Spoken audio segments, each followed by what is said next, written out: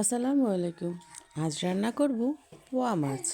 তাই প্রথমে লবণ হলুদ মরিচের গুঁড়া মাখিয়ে তেলে হালকা করে ভেজে নেব।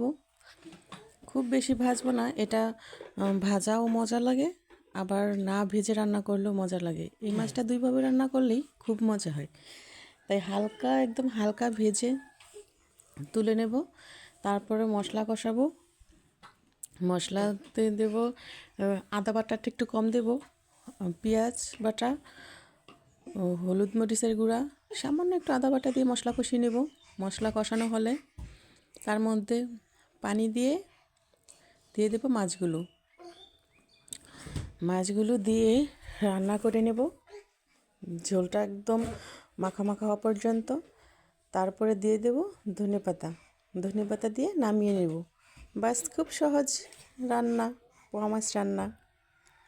কেমন হলো?